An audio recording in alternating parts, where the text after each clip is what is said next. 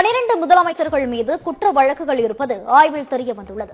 குற்ற வழக்குகளில் கைது செய்யப்பட்டு 30 நாட்கள் சிறையில் அடைக்கப்படும் பிரதமர் முதலமைச்சர்கள் மற்றும் அமைச்சர்களை பதவி நீக்கம் செய்ய மத்திய அரசு மசோதா கொண்டு வந்துள்ளது. இதில் மொத்தமுள்ள 30 முதலமைச்சர்களில் 12 பேர் மீது குற்ற வழக்குகள் இருப்பது கண்டறியப்பட்டுள்ளது. அடுத்ததாக தமிழக முதலமைச்சர் மு.க.ஸ்டாலின் மீது 47 வழக்குகளும் உள்ளன. இவனெல்லாம் ஜெயில போடாதீங்க. 50-60 பேர் சாப்பிட வேண்டிய சாப்பாட்டை ஓண்டியால தின்னு தீத்துருவோம். எங்க சைக்கிள் கம்பெனில வேலைக்கு சேர்த்து விடுங்க. கேட்ட பையன் சார் இந்த பால்சாமி. ஜனங்களா நீங்க எதுக்கு ஜெயிலுக்கு போனீங்கன்னு தெரிஞ்சுக்க துடிச்சுக்கிட்டு இருக்காங்க சார். சொல்றேன், மக்களுக்காக சொல்றேன். என் வீட்டுல தான் எடுத்தீங்களா? கலைஞர் டிவி போச்சு பணம். கலைஞர் டிவி தானே காசு போச்சு.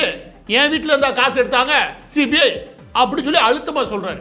அதுக்கு மேல நான் சொல்ல வரும்ல, அவர் அழுத்தமா அதை தாண்டி என்னால சொல்ல முடியும்னு வேற சொல்றாரு. அப்ப ஏன் பேச விரும்பல அப்படின்னு சொல்றாருன்னா அதுலதான் எல்லா விஷயமும் இருக்கு. ஸ்டாலின் தான் இந்த பணத்தை பெற்றுக்கொண்டார். பணம் எங்க இருக்கு?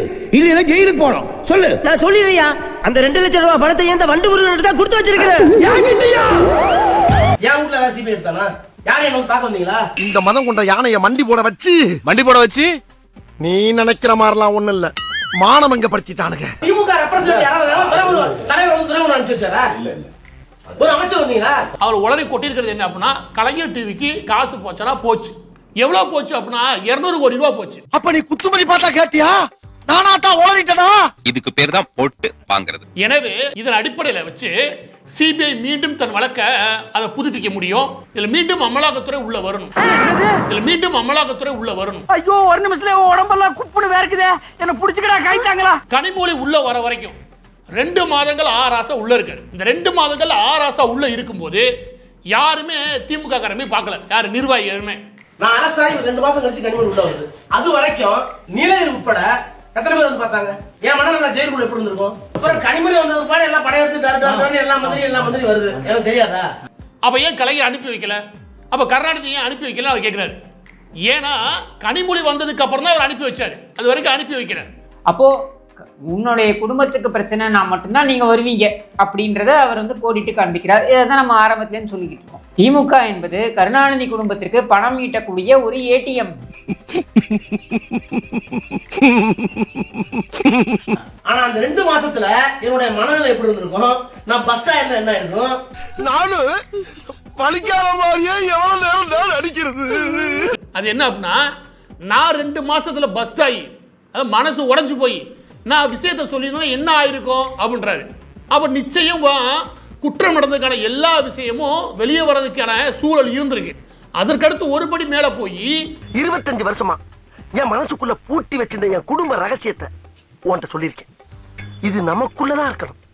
கடுகளவு வெளியே கசிஞ்சா கூட முதலாளியை நீ உசுரோட பார்க்க முடியாது. அழகிரி ஒரு நாள் வராது. ஒன்னும் ரகசியம் இல்ல. அழகிரி வந்து கனிமொழி அரசாணை கொடுப்பாரு. கலைஞர் டிவிக்கெல்லாம் வாங்கி கொடுத்ததெல்லாம் ஸ்டாலின் தானே. நீ கனிமொழி ஜெயில இருக்கீங்க.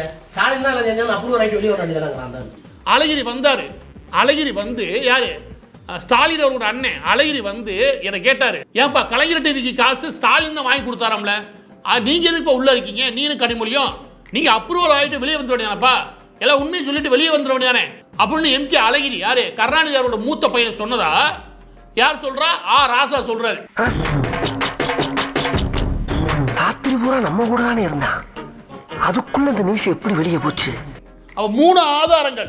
ஒன்னு உடஞ்சிருந்தா என்ன ஆயிருக்கும், இன்னொன்னு ஏன்டா காசு இருந்துச்சு கலைஞர் டிவி தான் போச்சு, 3வது அழகிரி வந்து சொன்னார் நான் போட்டு கொடுத்தா என்ன ஆயிரும். அப்ப 3 விதமான ஆதாரம் அதுக்குள்ளே இருக்கு, இந்த ஆடியோக்குள்ளே. இந்த பஞ்சாயத்து எப்படி திருண்ண கண்டுபிடிச்சு இதே மரத்துக்கடியில 2 நாளைக்கு தலைகளை கட்டி தங்க வேணும். எனவே இந்த வழக்கை மீண்டும் புதுப்பிச்சு ராசா உள்ள கூட்டி போய் விசாரிக்கிற விதமா விசாரிக்கணும் நான் கேட்டுக்கிறேன். ஆஹா, சூனா போனா ஒவ்வொருத்தருக்கு வேகத்தை பார்த்தோம்னா அவன் அருமை வறுமைக்கு ஆபத்து வந்துரும் போல் இருக்கடா.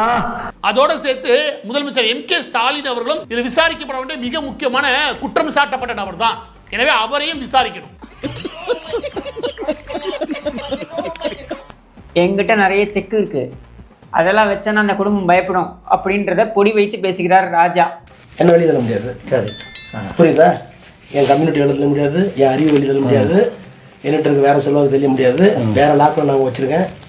என்னை கட்சி விட்டு தூக்கிடுவாரா இல்லை இறக்கிடுவாரா? நான் சும்மா விட்டுருவானா? என் கம்யூனிட்டி என்ன தெரியுமா? நான் யார் தெரியுமா? என்னுடைய மூளை என்ன தெரியுமா? அதை விட ஒன்று வச்சிருக்கேன், லாக்கு. அதுதான் இங்கே இருக்கிற முக்கியமான வார்த்தை. ஒரு லாக் ஒன்று வச்சிருக்கேன், அப்படின்றாரு. இந்த பாரு, லஞ்சம் எல்லாம் வாங்கிட்டு சவுண்ட் எல்லாம் கொடுக்க கூடாது. வீக்னஸ் வெளியே உனக்கு பின்னால வீராப்பு தேவையில்ல. நீ யாராட்ட எவ்வளவு லஞ்சம் வாங்கினா என்னென்ன பண்ணேங்கிற பூரா வீடியோல படம் எடுத்தாச்சு. வர்ற பொங்கலுக்கு ரிலீஸ் வீடியோவா? ஆமா. இந்த கலைஞர் டிவிக்கு காசு வாங்கிய வழக்குல என்கிட்ட முக்கியமான ஆவணங்கள் இருக்கு, அதை நான் இன்னும் வெளியே விடல, நான் அப்ரூவரா மாறல அப்படின்றத அவர் சொல்றார். இதை விட ஒருவன் அப்பட்டமாக ஒரு திருட்டை ஒப்புக்கொள்ள முடியுமா?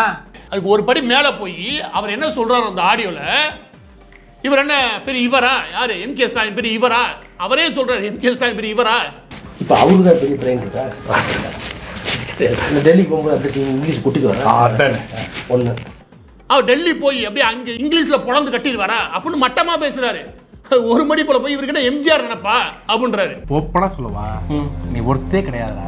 அதெல்லாம் அவருக்கே தெரியும். ஒருத்தர் வேஸ்ட், இவன் ஜீரோ வேஸ்ட்.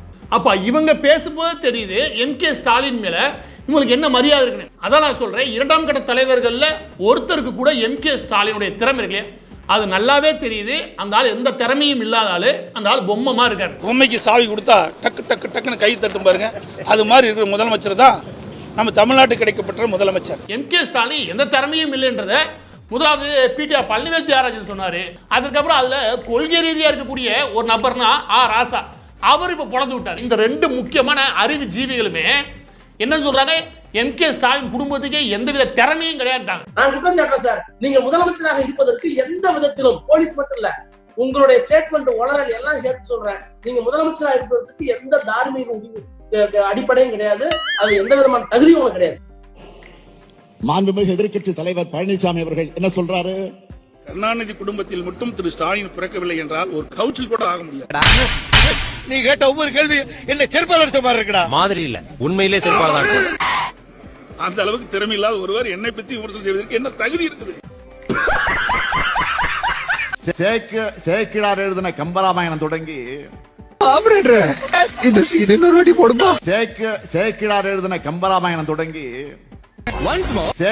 சேக்கிழார் எழுதின கம்பராமாயணம் தொடங்கி இதுக்கு தான் படிக்கடான்னு அடிச்சுக்கிட்டேன் பசங்களா, அருந்துகிட்ட முண்டங்களா. 2026 தேர்தல்ல திமுகவுக்கு ஏன் வாக்களிக்க கூடாதுன்னு சொல்ல போறேன். ஸ்டாலின் தான் வராரு, விடியல் தர போறாருன்னு பாட்டு போட்டு விளம்பரம் பண்ணவரு 5 வருஷமா விளம்பரம் மட்டும் பண்ணியே ஆட்சியை முடிச்சிட்டாரு. NCRB டேட்டா படி 2021ல 1686 கொலைகள், 2022ல 1690 கொலைகள், 2023ல 1681 கொலைகள்னு தமிழகத்தை சுடுகாடா மாத்தின பெரும் பங்கு திமுகவுக்கு இருக்கு. இவ்வளத்தையும் பண்ணிட்டு திமுக இல்லனா தமிழகத்தை யாராலையும் காப்பாற்ற முடியாத மாதிரி ஒரு பில்டப் வேற. பெண்களுக்கு, சிறுமிகளுக்கு, முதியவர்களுக்குன்னு யாருக்குமே பாதுகாப்பு கொடுக்க முடியாத திமுகவுக்கு நாம ஏன் வாக்களிக்கணும்?